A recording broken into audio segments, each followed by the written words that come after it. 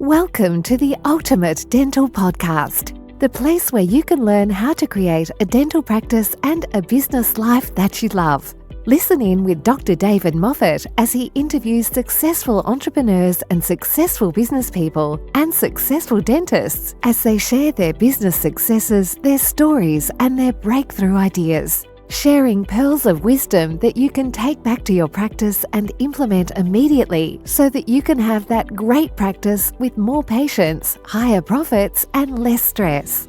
This is the podcast where great dental practices meet with successful business processes.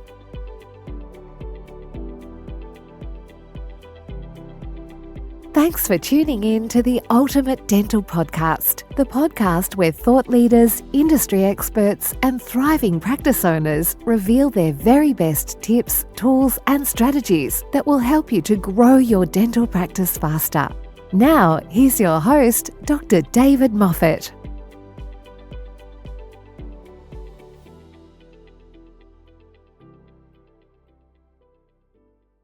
Hi, everybody, and welcome to today's episode of the Ultimate Dental Podcast. I'm your host, Dr. David Moffat. I'm in Burrowang, New South Wales. It is 2:15 on Monday afternoon. It gives me great pleasure to welcome to the studio Pritchard, who is in Perth, where it is about 11:15 Monday morning over there. So same country, but different time zones. Michelle, thanks for joining me in the Ultimate Dental Podcast studio. Good to have you. Thank you so much, David. I'm honoured to be here, and thank you for inviting me to be a guest on your show. Well, Michelle, I didn't really know much about you. I had seen you lurking around on other posts in social media and LinkedIn, and so I knew of you, but it was kind of like we got paired up in a webinar with two English dentists. So there was four of us talking about how to keep your practice front of mind in a community. And so it was great to meet you. And I thought,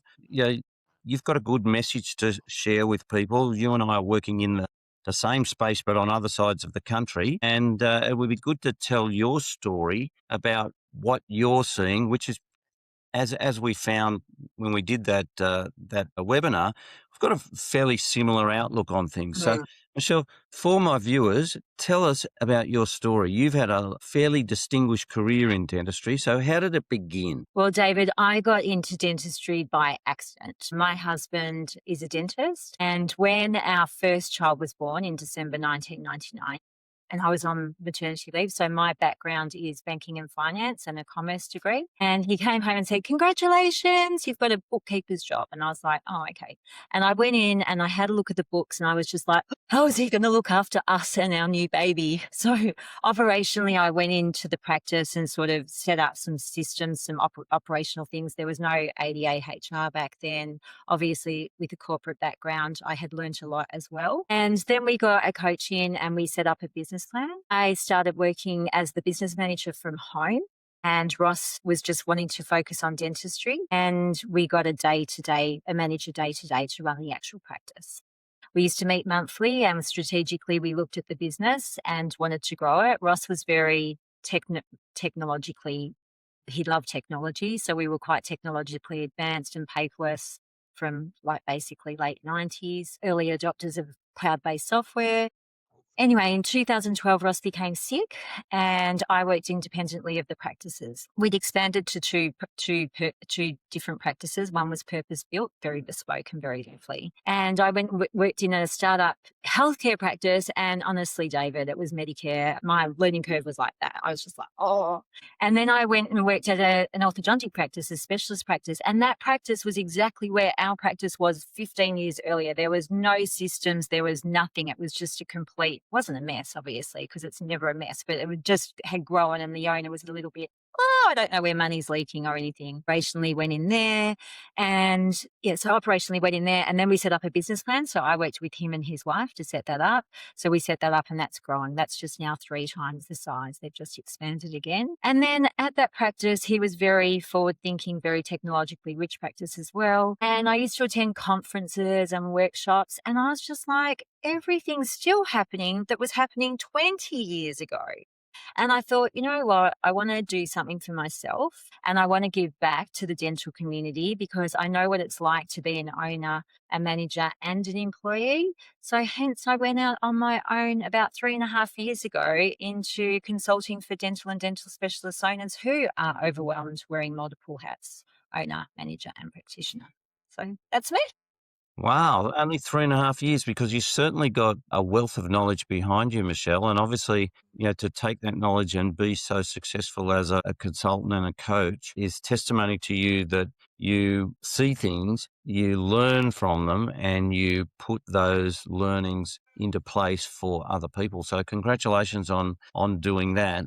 Tell me, with geography, Perth is the most isolated capital city in the world. I think it's closer to Jakarta and Singapore than it is to Adelaide. Is that correct? It's not quite geographically, no. Well, maybe Adelaide's not really a capital city, is it? We'll just keep that between ourselves. So yes, it's definitely the most isolated capital city in the world. Yes. So how do you then build you can work locally, but obviously people hear about you from the East Coast.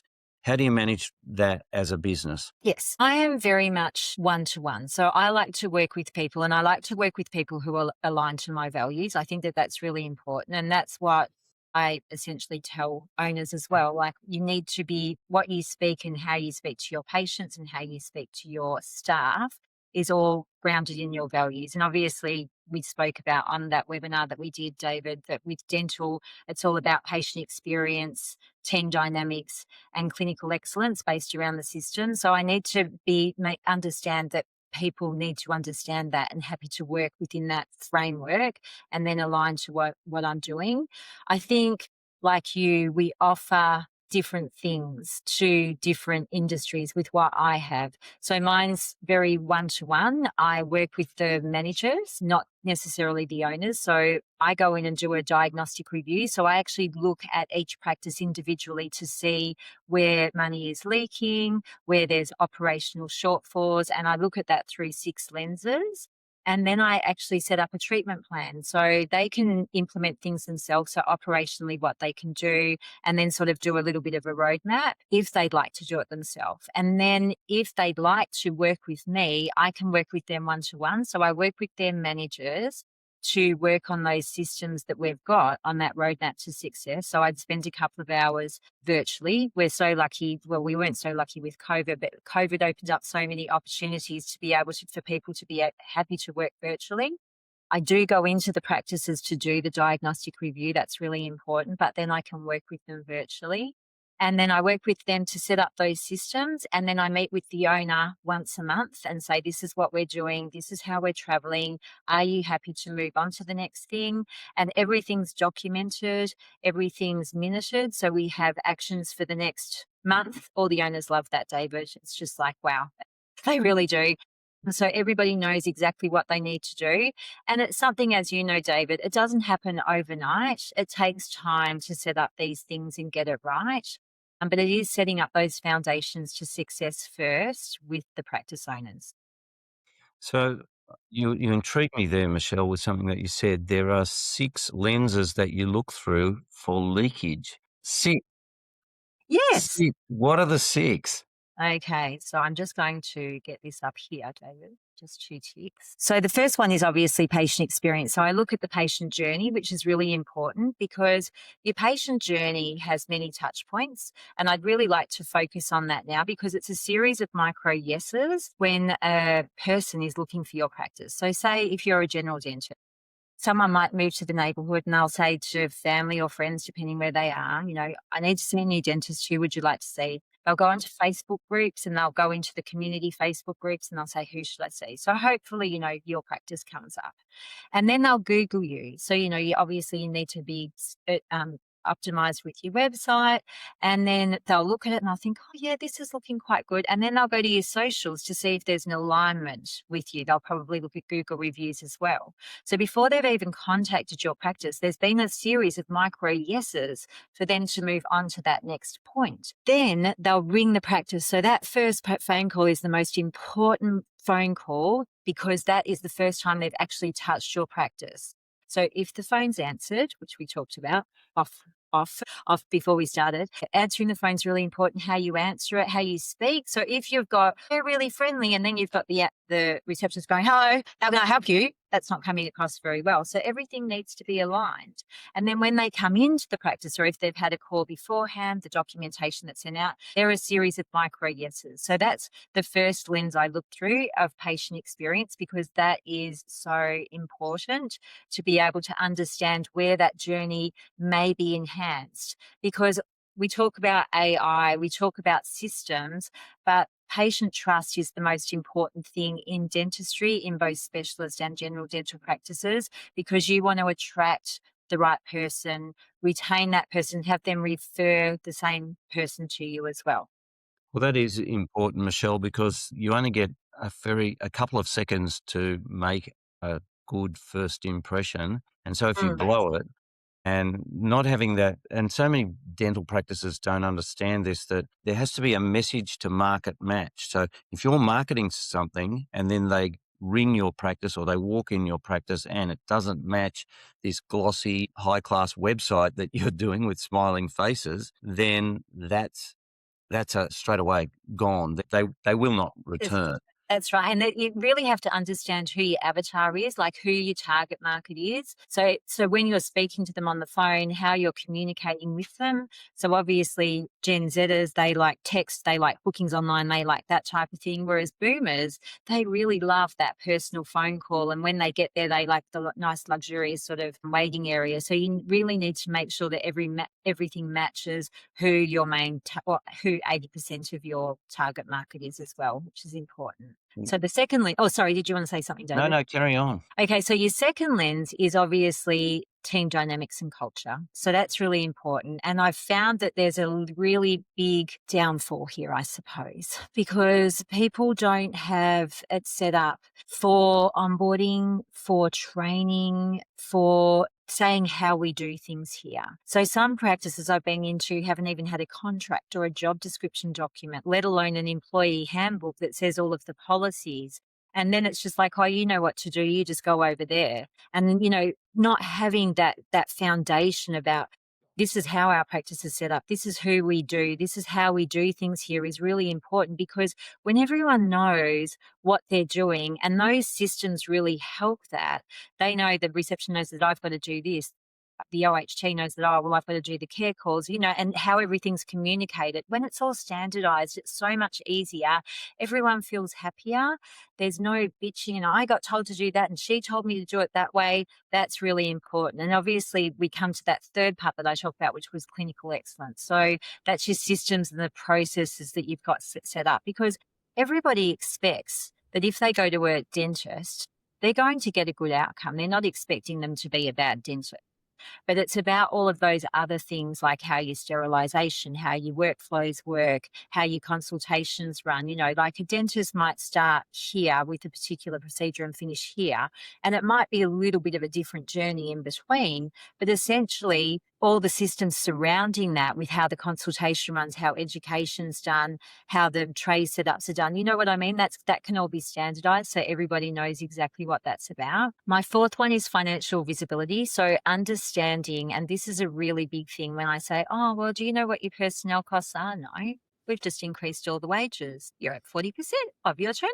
Are you making any profit? Maybe not. So understanding those basics, just having. And I just do a really simple business dashboard when I work with people now, so they can start to look at. When I was working with the coach when I was learning, I just remember him saying, if you're just looking at one thing, that's better than nothing. And at the moment, I see a lot of practices that don't look at how they're going, and they might see the accountant. And I said, hasn't the accountant said anything to you? It's like, So, yeah. Things like that. Operational efficiency, so where time and resources can be improved. I often see double handling. I was working with a specialist practice actually, and their consultations they were running, the kids, they were needing to go into theatre, and all the parents were saying yes. And then just before theatre was coming in, they cancelled. And when we looked at it was because they had to pay everything like up front. They had to pay half and half. And unfortunately, young families, they don't have a budget to be able to pay thousands upon thousands of dollars. We implemented a payment plans into the practice so it enabled people to be able to say yes. So seeing things like that when you're going into a practice is really good as well. And that's why it's different in every practice. And then the last thing is strategic growth opportunities. So seeing reputation, positioning, and future pathways that they might be able to improve to succeed financially and personally as well, because a lot of dentists are drawn away from things and, they're doing everything, and they're getting burnt out. There's a lot there. So obviously they are all leakage points. I can't believe that a practice was running on 40%. I've seen that No. multiple times, David. I can't believe you haven't seen that yet. It's just No. that since COVID and the wages and all the people are coming in and going, I want to get paid this, I want to get paid this. And the owners are just, because there's a shortfall in there's staff shortages, they're just taking people on. Then they're having to performance them out because what they're saying they can do and what they can actually do, there's a real disjoint. It's not even happening. And wages have just gone up exponentially and they're not monitoring what they do. And they go, oh, well, we're not going to increase our prices. And it's like, okay, the overheads have increased exponentially. Well, what are we going to do? I don't understand that. It is a tragedy in dentistry that consistently, and you will have seen it so many times, that dentists fail to put their prices up. And so every time that, to me, it was logical. Every time the CPI came out, if I didn't put my prices up the same as what the government was telling me inflation was running at, I was giving myself a pay cut. Yeah, exactly. By not putting my prices up. And so then what I also did was I matched my wage increase to the CPI. Yeah, exactly. If I put my fees up 10%, my staff got a 10% increase because they were only a percentage of it. My rent didn't go up 10% each time. The bank didn't come and say, you're going to pay 10% more on your loan, though they do now.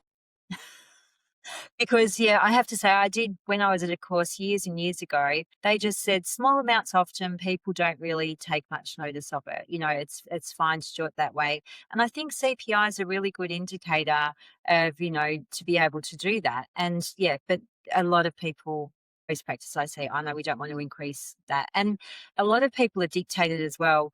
We personally were never a preferred provider practice. We were totally private, but a lot of the general dental practices, and I'm sure you've seen many more on the Eastern Seaboard than I have, you're dictated by what you can actually charge. And it's just like some are giving a premium service, others maybe not giving a premium service, but they're only receiving such a small amount from the health funds. I don't feel it's really covering. So, you having your preferred provider, and that was one of the big things with us. We didn't want to be dictated by them and then have to look at how we're going to cut money to still be able to make a profit.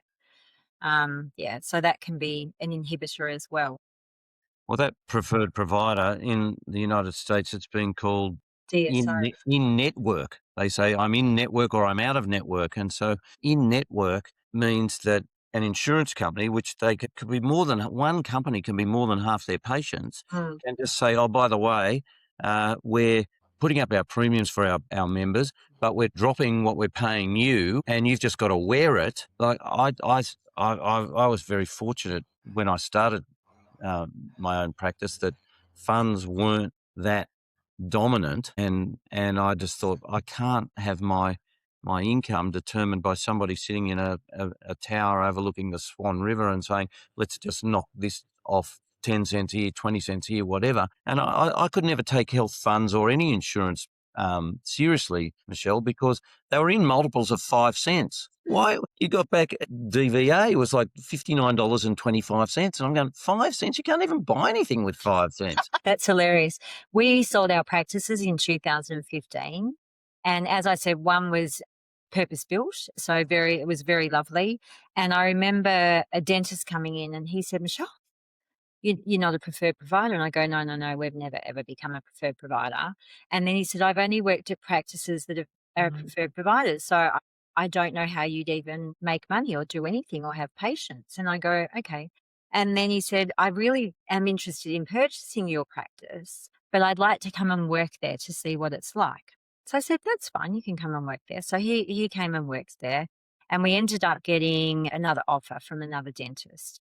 And I spoke to him after that was accepted, and he said, "Oh, Michelle, I can't believe what your practice is like." He goes, "No one was worried about money. It was about quality." He said, "I had planned to purchase your practice, but obviously the other dentist came in to purchase it." And he said, "I've just had my eyes open to what it's actually like to work in a non-preferred provider practice because, we targeted the patients that we wanted. We set it up for them.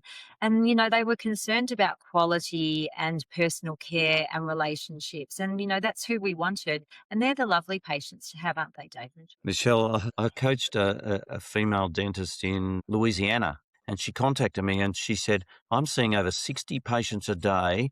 I've only been out 4 years, and if this is what the rest of my life is going to be like, I'm not going to do it." She said, "There's got to be a better way." And we looked at what she was doing, and I said, "Well, let's see if we can have a day in the middle of the week. Let's have one day which is fee for service." And I said, "How's that going?" When she did that, she goes, "It's like I'm working on a different planet." She said, "It's just so nice instead."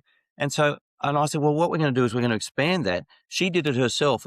I set her a 12-month target. In 8 months, she had removed all these plans that weren't paying her much. In fact, with her lab, she told her lab that she couldn't do dentures anymore with her lab because her lab was because she was losing money because the lab was charging more than she was actually making from the plan. And the lab, first thing he said was, "Well, I'll drop my fee by half." And of course, that wasn't the answer. So the lab was making more money out of her patients than she was. But in the end, after coaching her for a year, she had a $100,000 a month practice. In a year's time, she still had a $100,000 a month practice, but her profit had gone up for the practice $200,000 in that year because Seen she the was. patients. And people used to use her. They'd take advantage of her. They would come in, they would book the appointment after lunch, and they would come in at the start of lunch and trash the place with their kids eating food and watching TV. And it was just, she said, I was being taken advantage of. And so for me, that was when I set up my practice in Parramatta. There was 2 health insurance companies that were going to open up clinics in that first year, Oh, and all the dentists in Parramatta thought, we're going to go broke because they're going to take all our patients. And so what they did, they took all the penny conscious so patients away and left us with the fee for service patients. It was a blessing. And that's what happened to us as well. A dentist opened literally like 5 doors down the road. And I remember Ross saying, "That's the best competition because he's doing all of those patients that we don't see." So we can just say, "Sorry, no, we don't do that. There's a dentist down the road. This is the number, call them." Mm. And I think in America as well, there's a huge percentage of people that are happy to pay that aren't on those insurance as well. Because I was on a panel again for something like that. And I said, "I don't really know anything about how it works over in the US." But yeah, and they were talking about how many people were available to actually do the fee for service. And it's just like, people, just quit what you're doing and go over to that. I've known so many people who have done it, or secondhand stories where they've left, they've gone out of network. Their Yes. turnover has gone down, but their profit has gone up. So they're working less, but they're From making more because they're right. While they're in network, they're writing off 40% of their value of just giving it away to be sent to these patients who don't really appreciate because they're not contributing much on top. And so that's the difference. You're right. Fee for service patients appreciate and demand a better quality, but when you give them a better quality, they appreciate you even more. And that's a exactly. really That's important. very yeah, that's satisfying, when you've got that, because at the end of the day, you want to be satisfied in your role. And as you said, she was just like, "I've been doing this for 4 years. I mean, 60 patients a day, that's just ridiculous in general dental. I mean, that's just burnout waiting to happen, isn't it?" It was. And so, yeah, she got it down to about 20 patients a day. That's including hygiene patients. Yeah. So, yeah, very, very, very important to kind of look at what you can do and whether it'll work for you. But sadly, they don't teach you these things in dental school, Michelle. There's just like, There's no here's business. your ticket. Good luck. Yeah, exactly. I think New Zealand's the only one that has a business unit, and that's just you. My whole thing is, you're really excited. You go to university, and you graduate to be a dentist or a specialist, and you go and buy a car, and then you go and work for someone, and then you go, "I'm just so excited. I'm enthusiastic. I want to give back, and I'm just going to go and buy my own practice." and they don't realize the realities because you've graduated as a dentist. So you don't realize all of the business decisions. And by the very nature of what you do, you grow organically, you've got patients coming in, and then you need more staff. And that's when things start to blow up and you just don't know what's happening. You haven't got anything in place. And it just then starts to become that overwhelm and that, oh my gosh. And then, unfortunately, David, and I know you're a dentist, but then the dentists all get together and they go, oh, that's just a normal part of owning a practice. No, it's not. No, it is different. One of the other things, I think it was your second lens, was the team dynamics and Right, yes. culture. And when you said that, I was actually surprised because I try to encourage dentists that should be their first lens, because you've got to get the team right before you can actually get them doing anything else. If your team don't have the culture, it's very hard to make them change. You hire for culture and then you educate for skills, Yes. I found. Oh, I found that interestingly, David, because a lot of the owners, and you probably find this too, they're like, oh, no, we have to get someone with experience. And it's like, oh. And as I said to you, I was doing that presentation with the ASO auxiliaries the other day, and they were amazing. The attendees were amazing. And everyone I spoke to, no dental experience. They were all hired for their fit into the practice, for their soft skills, and they were all teachable. And they were an amazing dynamic group of people that attended that workshop. And it was, really good. Well, it goes in every industry, Michelle. A good friend of mine is a sales coach in America, and I've got two very quick stories about him. The first one was that he decided he wanted to do triathlons at the age of 58. He could run, he could ride a bike, but he could not swim. He didn't know how to swim. He got his cycling coach sent him to a swimming coach, and at the first lesson, the swimming coach said, "All right, show me how you can swim." And he said, "I can't swim." He said, "No, come on, splash around, show me what you can do." And he said, "We seem to have a hearing difficulty here because I'm telling you I can't swim." And the swimming coach goes, "Good." He says, "Now I don't have to unteach any bad habits. I just have to start at the start." Now, my friend Jack, he had a client who he went to speak for annually, and he said, "Look, I've been coming 11 years. Do you really need me to come again this year?" And he said, "Yeah, come along this year." He said, "So, all right, what I want to do," he's speaking to about 1,500 sales employees. He said, "I want you to give me your top 10 salespeople from the past year on stage." So he interviewed them. Of the top 10, only 3 had been working with that company for over a year, and the other 7 who hadn't been working with that company hadn't even worked in sales before. They had come green and become top salespeople. And he said, "What did you do? How did you, surely you must have had some inkling." They said, "No." You know what they said? "We found the playbook and we followed the playbook as what we had to do in the job." So it wasn't like they brought a skill with them. Yeah, all those other people sitting in the audience had really forgotten the playbook. Yeah. And so that's what we've got to do. We just set our culture, set our playbook, and keep people on something that they can achieve easily. Yeah, because that's an analogy I use as well, is that, they sort of get, obviously the foundations are really important because sometimes in dentistry, people start just building all the bricks for the house, but they haven't actually put those foundations down. And the team culture, the team dynamics, the team is very important to that actual foundation. So, yeah. Very, very important. And Jane finds that sometimes the best people to train on the phones have never had any phone experience in anything else. My little thing that I used to choose a staff member by, Michelle, was if they came and they had worked in McDonald's, then they knew systems. They know systems. Yeah, they do. And that's always good too. And McDonald's is a great example because you might make the best hamburgers in the world at home, but you can't cook them at McDonald's. You've got to cook everything the McDonald's way because that's the system that they want you to do.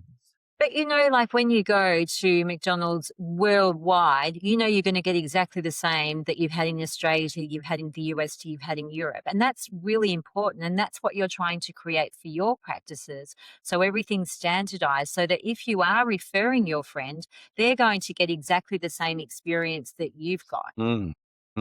Michelle, one of the things that I like to ask people who come on here who are coaching businesses, have you ever found an embezzler? No. So I'm very big on checking adjustments. And most recently, I was at a practice And I realised that they had actually given all of their staff members ability to make adjustments, delete. They'd given them basically the highest amount of authorization to do stuff.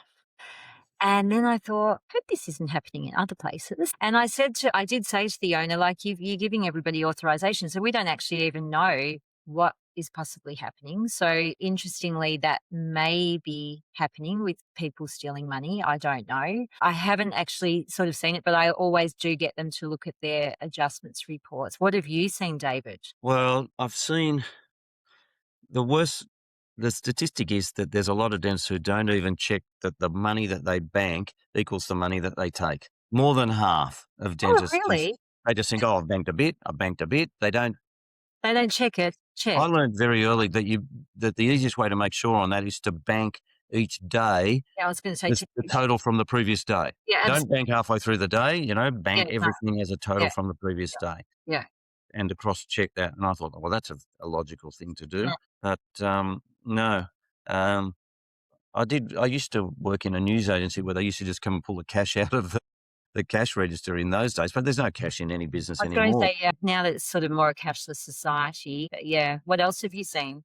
The other one, which I saw back in the day of pen and paper ledgers, is that the receptionist was putting down the amounts paid by each patient, but the total didn't add up. She just made up a total which she banked, and then So correct. the total was short. Wow. Okay. That's a difficult thing, Michelle, with practice management software because it will itemize every procedure, 5 fillings, 5 different prices, and then the payment will be just a number. So you just assume as you skim over it that those 5 prices for the 5 fillings equals the amount that they paid, but it may be different. And so it's, I always used to like to get a separate ledger where how much was each appointment for the patient and how much did they pay? And I always wanted to make sure that everybody paid, Yes. because I wanted to get paid for what I did. My Yeah. staff got paid for what they did. Well, unfortunately, this is what was happening at this practice because the dentists were putting things through and then they had a code where it changed to a different color, just say it was grey. And then they put everything through and then the dentist would remember that they had to put something else through. So they put it through, but then the staff were just like, oh no, we're not doing that because we've just put everything already through and they just delete it. Well, your dentist has to be on top of that.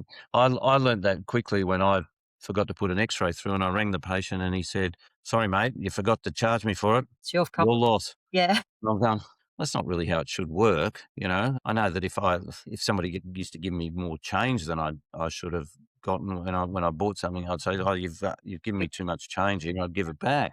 But different people are different people. It reminds me of the joke of the chap who rings his wife and says, "Sorry, I'm at the supermarket, but an old lady's lost $50," and the wife says, "Oh, are you helping her look for it?" He said, "No, I'm standing on it." Goodness me, I know people. I was just going to say, and yeah, people always justify everything that they do, even if they're doing something wrong. And to be fair to those staff members of that people, they weren't even thinking anything of it. It's just like, oh no, well, I haven't put it through. We're just deleting it. You know what I mean? So It is, but some dentists also are chronic discounters as well. that is a big thing, David. Oh my goodness. It's just like, how much are you actually writing? How much are you adjusting? And it's just like you're giving, oh, we haven't done that many discounts. And it's like, hello, imagine if you could put this back into your practice with what you're doing. But it's the whole sob story. Oh, or I'm paying for your car. I'm paying for your holiday, so they are immediately feeling like this. Nothing against you, but I hate the dentist. Oh, my life is just awful. And by the very nature of dentists, they're very compassionate, they're very empathetic, and they feel sorry for people. So they genuinely think, oh, and half the time the patient doesn't even know they've given a discount. Only the staff know when you go, oh, we'll just give it to her for that. They don't even do it as a price and then an adjustment. That Ross was exactly the same. It's just like, Ross, you are not doing the price presentation. A staff member is going to do that. I really love like treatment coordinators or patient liaison coordinators that are actually, explaining the treatment, communicating things and doing the price presentation as well, because they're not going to discount. And that was one really great thing about my boss when I started working at the orthodontic practice. He goes, I don't deal with money. I just don't even go there. So he never did any adjustments. But, you can give and that's what I used to say to dentists as well and doctors, you can give back in any way, but you just have to have a system. Like, I really advocate what I call a golden ticket in orthodontics. So you give your general practitioner that's giving you, or if you've got a couple, you give them a golden ticket, which is a gift to one of their patients that you'll do treatment pro bono, but it's actually their gift to one of their patients. So you can choose, to give to people who are maybe in need, but you can choose to do that, or you choose a couple of patients a year that you want to do something for, or you have a discount for particular things. But make sure you have a system, because the team needs to know as well. And then it's just like, oh, he's done it again. He's done this. But if you've got a system set up for discounting, because yeah, by the very nature of who you are, you do want to give back. I had one patient who called me. She was 80, and she called me and she said, I I can't come anymore. She said, we've run out of money and I've got to go to Westmead Hospital and go in the public health. I Mm. thought, at 80, I just said, Thea, come and have your checkups with me every 6 months, and it's on me. You've Yeah. been a wonderful patient. You're a pleasure. And her husband drank more coffee in my practice than anybody else, but he had no teeth. So I never treated him at all. But yeah, Thea was very appreciative, despite the fact that Thea's daughter was very high up in one of the retail supermarket chains. So Interesting. They interesting. have But yeah, monthly, yeah. But that was but my that was a lot my will also say, and this is what I just remembered when we had that conversation, "Oh, we'll do rebate only on that one." And rebate only, they don't even know what health fund they're on. They don't know how much they're going to get back. They don't know the tier. And again, this happened with the specialist practice I was working for. $6,000 of treatment, rebate only, $800 back. And I go, so you've more or less paid to have that person come and see you. You've paid everything. It's just like, oh, well, and it's just like, you can't do that. It's rebate only or this, whatever's higher. Do you know what I mean? It's just like, oh, that's a bad thing too. I learnt that one early. I had a part-time job while I was at uni. And so when I graduated, one of my friends who I worked with would bring his 3 children to the practice that I worked at, and I'd do them rebate only. And then I got another dental job, and he came to that practice for 3 years. So it was 4 years I did his children rebate only. Then when I bought my own practice, I said to him, Phil, I own my own practice. I'm running my own business now, so I can't do rebate only anymore. And I never saw him again. Interesting. Yeah. And, I'd known him 6 years. So I thought, oh, well, Because I was talking to another dentist and she did rebate only for her brother. And she said in 10 years, the rebate had not increased. mm, In 10 mm. years that he'd been seeing her, the rebate hadn't increased. So, don't be dictated by the health funds, because they're not doing you any favors. Well, Michelle, I notice you've got a picture behind you on the counter there. I used to use a picture of my children in the treatment room, so I that when patients would ask me for a discount, I would say, "Look, I'd love to give you one, but then it means I've got to go home to these 2 little ones and let them know that they can't have mincemeat for dinner. They've only got to have toast for dinner." How did that go? Worked every time. That's amazing, because I have to say Ross did have pictures, like we used to do handprints and say, like Happy Father's Day, and he'd always have those in the room. So people did know about kids. So interesting. I just guilted them into never asking again.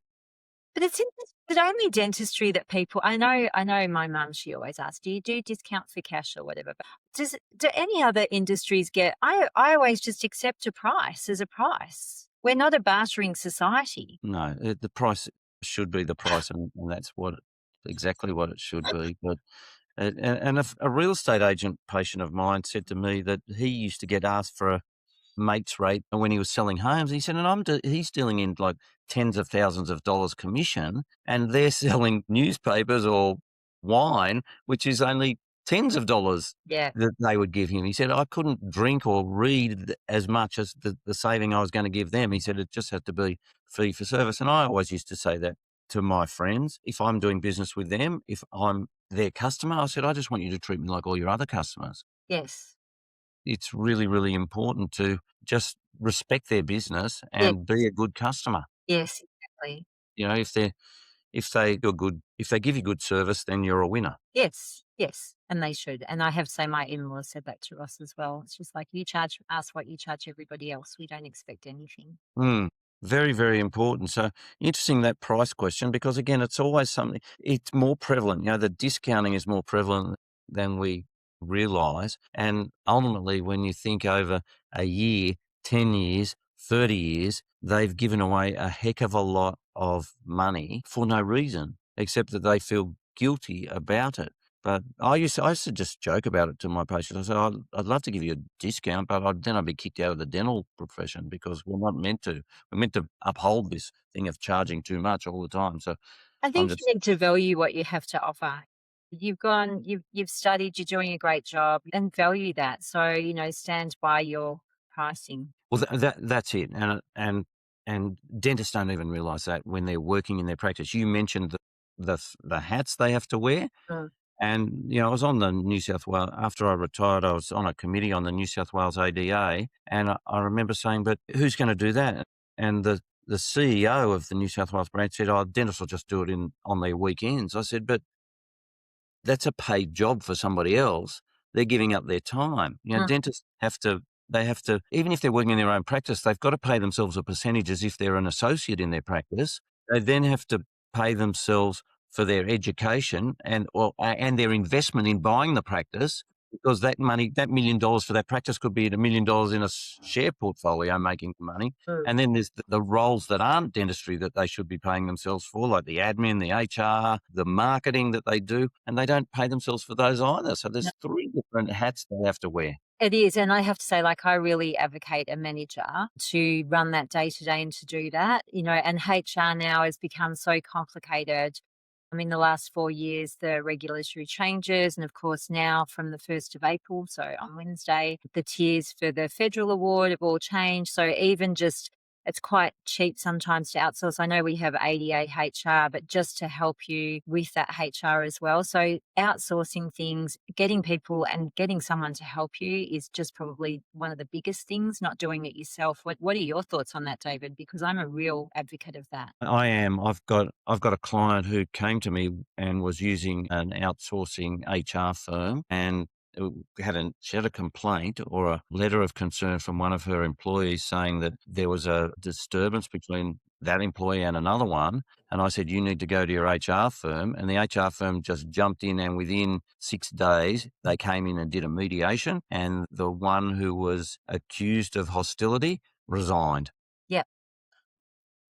Otherwise, that could have festered for months.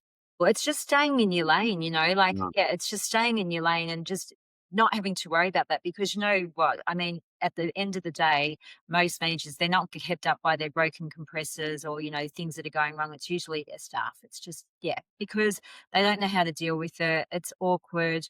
They don't like conflict. So, yeah, that's important. And then having a manager that maybe isn't, I've seen with the managers as well in practices, a lot of staff are elevated to that position, whether they were a senior receptionist or a senior clinician, but they don't really have the skills or the understanding of running a small business and what a small business is like. And a lot of them are already friends with the people there. So they sort of stand by them. And again, by the very nature of what they were doing, they're very compassionate and empathetic, like the dentist.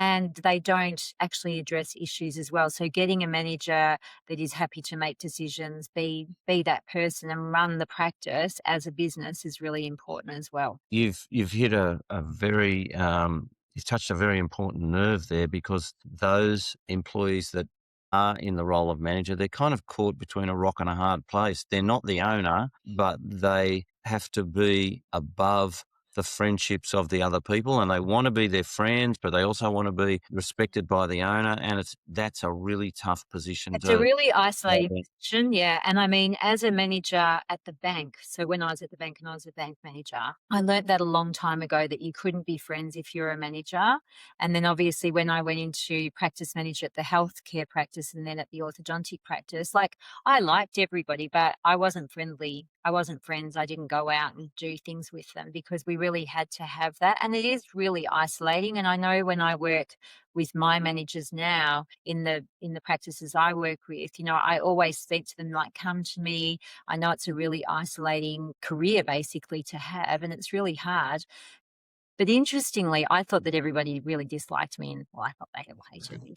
And I went to my bosses 50th birthday just last year, so my ex-boss. So he invited me, and all the staff were like, "Oh, we can't believe, like, we just loved having you." And I was just like, "I thought you hated me." And they were just like, "No." I used to wear these little heels, so they always used to hear me coming, so that if they were doing anything wrong, they could probably go, "Oh, she's coming, she's coming." But anyway, and then they go, "No, we just loved it because you'd come in and you go, 'Hi,' because I started earlier, but I'd leave, sorry. So when I was leaving, it's like, 'Bye, everyone. Bye, bye, bye. Have a great day.'" Duh. And they go, "We just love that, and that you were very fair and just everything." And I think when they get someone else and they realize perhaps it wasn't the same, they see the good in that person. So that made me feel really nice. Yeah, it's funny that, and this is the same even with patient, in customer service and patient reviews and business reviews. If you're nice to somebody and they have a good experience, they might tell 1 or 2 people, Yeah, but if you're that not, they'll 80. tell 10, 8 or 10, yeah. So, yeah, they don't they yeah, they don't take the time to thank you Mm, for what you've done for them. It mm. was interesting, even at ADX, I had at the same time, I had a relief hygienist who came towards the end of my ownership of my practice and was a male, and he just changed the whole way that I was seeing things because I was kind of winding myself down knowing that I was going to be leaving, and he came, he said, "You set me up for the success." He's now a practice owner, and then also somebody who worked on my reception desk who couldn't use a computer when I hired her, and I said, "Well, if you learn, you'll keep the job." Yeah, And she stayed for 3 years, and she said that that was probably the biggest break she had in dentistry because she had an accent. When she came to Australia at age 16, she couldn't speak English, wow. and so she's now coaching dental staff on how to do case acceptance and treatment planning, specifically another lane that front office teams are really ineffective at. Very ineffective. Treatment and conversions are the biggest that's the biggest leak I see, is the Mm. way that they're actually presented. And yeah. So, yeah, so it was nice to have them come up and say, you know, nice things about Jane and I, and, again, you don't get that feedback much in. You're probably getting it working with clients though, when you sort of just see a huge change in their practices and the way they are. I mean, that's why one of the things I love working with owners is that you can really see the changes, and it's just like, "Oh, wow, this is just so good compared to what it was." So that's really nice. It's self-fulfilling from my point of view as well. Do you ever find that you find there are practices that you go into where there are some staff who just don't wanna change? Yeah, and they're often the ones that are the most resistant to things because, and some people, they're like doing what it is, and it's just like, "Well, I don't wanna learn anything new, and I don't wanna do this," and that's hard, and generally, the owners, they come across the owners that they're so fantastic, so the owners are thinking they're just so wonderful and they're doing this, so they're in their ear, but it's generally they're the ones that are actually the most toxic, and they're the ones that actually are creating angst, and there's the little eruptions that are happening underneath that are actually they're causing it. And then once they go, it's like this light. And generally, I find that when a consultant goes in, and I do like to do, because people are scared of consultants. It's like, "You're looking at my job, you want to get rid of me, you want to do this." But it's like, no, you're at a practice longer than you're probably at home in your job. We want you to have a really good experience. We want your patients to, and we want the owners to. And that's why we're here. So that's why it's really nice going into the practices. And sometimes I'll do a lunch and learn so they can get to know what I'm like. Or, at one practice, we had a whole group discussion, just to see things, because I think it's important to see that they can trust you and you are really just trying to help the whole team. And those toxic team members, they soon come to the fore, and then they realize, and then they leave. It's nice when they leave. I know 2 instances where, a dentist has kept a practice manager on for one for 12 years and one for 19 years, just failing to dismiss them, move them on. And all the good people leave. Yes, all the good people leave because of Absolutely. that. So, yeah, and all the good people leave, and it's just like, why would you do that? Why would you keep that person on when you're having all of these good people leave? But this is, again, because they don't like conflict, and it's really hard, and they've been with them for such a long time. So they've got this affliction that it's just like, "Oh no," they, and then they look at some of the good things they've done, and those people are also making them seem really good and uplifting themselves in the owner's eyes as well. Mm. Those and it's generally the managers that are the resistant to change. They don't want to do things because that means they have to do more, and it's just like they're probably in a fairly cushy position that's just going well for them. That's one of the first lessons I learnt from my second coach. My first coach wasn't that good in dental, but my second coach I had for 6.5 years. And he said when he and his female business partner came, they said, we'll find a team member that's probably costing you a couple of $100,000 a year. And I said, I know who that is. And they said, we'll either change them or we'll have to move them on. And that's what happened. And my practice just grew with the departure of that person. So there's a lesson for anybody out there from Michelle and me. If you've got somebody who you think is holding your practice back, you're correct. And you need to find a way to improve their employment status in the community by moving them on, because often they can't change because they won't change. Exactly.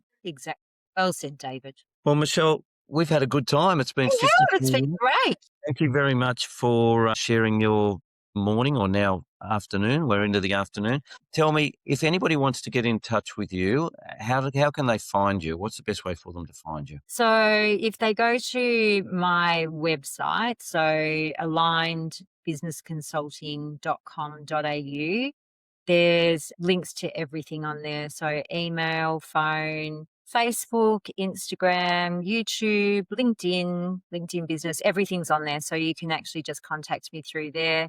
If I'm happy to connect on LinkedIn, I do put a lot of data on there just so you can sort of learn things. It's a good education tool on there. So yeah, that's how you Excellent. contact me. Nice and easy, one-stop way of finding out more about Michelle and her business, Aligned Business Consulting. Michelle, great seeing you at ADX on Saturday, and nice to have your smiling face in the Ultimate Dental Podcast studio. Thank you very much for being a guest in the Ultimate Dental Podcast today. Really enjoyed talking with you. It was great. Thank you so much, David. And thank you again. I was truly honoured to speak to you. Thank you.